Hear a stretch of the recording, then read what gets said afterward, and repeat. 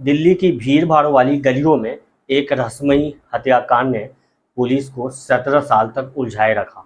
ये कहानी है वीरेंद्र सिंह की, जो एक साधारण टैक्सी ड्राइवर से खतरनाक अपराधी बन गया।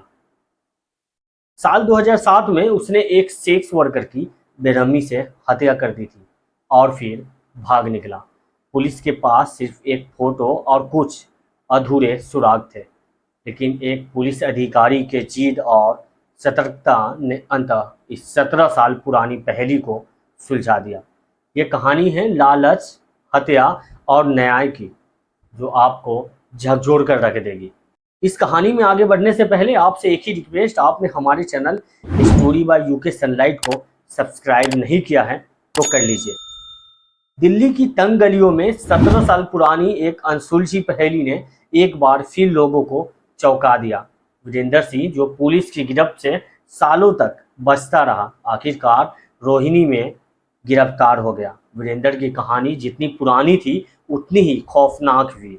2007 में कालकाजी के एक अपार्टमेंट में हुई एक 22 वर्षीय महिला की हत्या का आरोपी वीरेंद्र सिंह पुलिस के शिकंजे से निकलकर हरियाणा और पश्चिम बंगाल तक जा पहुंचा था। सब कुछ एक अंधेरे में खोई हुई कहानी की तरह थी। इस अपराध का कोई सुराग नहीं था, सिवाय एक फोटो के, जो मकान मालिक के पास बचा हुआ था। इस एक फोटो के सहारे पुलिस ने अपनी तलाश शुरू की। हत्या हुई थी, लेकिन कारण, हत्यारा और उसका ठिकाना सब एक पहेली बन चुके थे। वीरेंद्र सिंह बिहार के वैशाली से आया हुआ एक टैक्सी ड्राइवर अचानक एक ऐसे धंधे में जा पड़ा था जहां उसकी लालच और बर्बरता ने उसे हत्यारा बना दिया।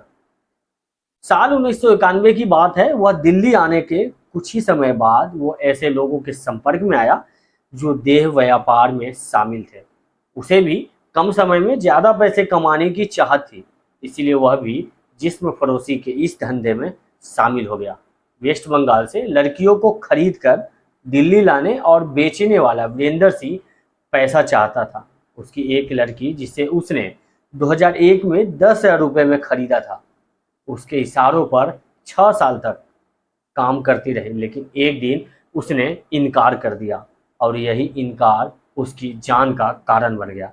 सिर्फ इतना पता था कि वीरेंद्र ने गुस्से में लड़की की हत्या कर दी थी और फिर उसके शव को एक बॉक्स में बंद कर दिया था। इसके बाद वह फरार हो गया, दिल्ली छोड़ दी और अपना नया ठिकाना वेस्ट बंगाल में बनाया। इस बीच पुलिस की जांच जारी रही। अपार्टमेंट में आती बदबू ने मकान मालिक को परेशान कर दिया था और जब पुलिस दरवाजा तोड़कर अंदर घुसी, तब जाकर हत्याकांड का पर्दाफाश हुआ था।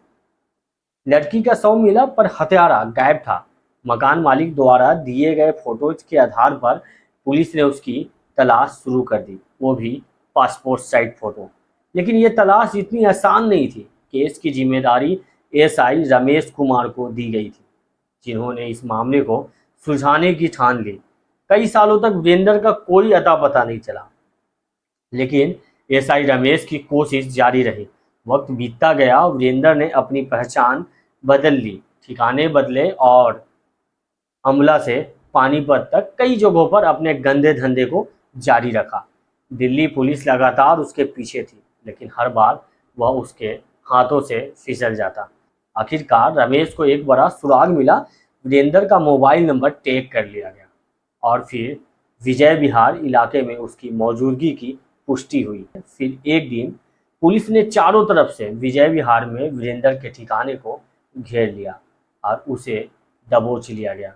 एक लंबे इंतजार के बाद 17 साल पुरानी इस पहेली का अंत हुआ, लेकिन सवाल अब भी बाकी था। वीरेंद्र सिंह और कितने गुनाहों में शामिल था? इसकी गिरफ्तारी से क्या और भी अंधेरे रहस्य सामने आएंगे? पुलिस उससे लगातार पूछताछ कर रही है और जो जवाब सामने आ रहे हैं वह इस मामले को और भी पेचीदा बना सकता है।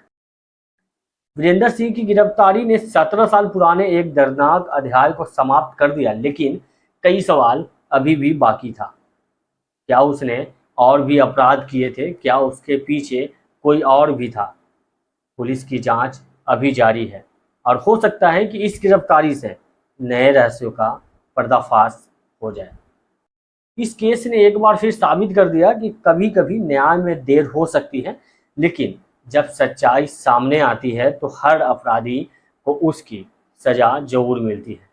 अगर ये कहानी आपको दिल को छू गई हो तो हमारे चैनल को सब्सक्राइब करके बेल आइकन दबाएं। आपका कोई सुझाव हो तो आप व्हाट्सएप पे मैसेज भी कर सकते हैं, लिंक आपको चैनल के डिस्क्रिप्शन में मिल जाएगा।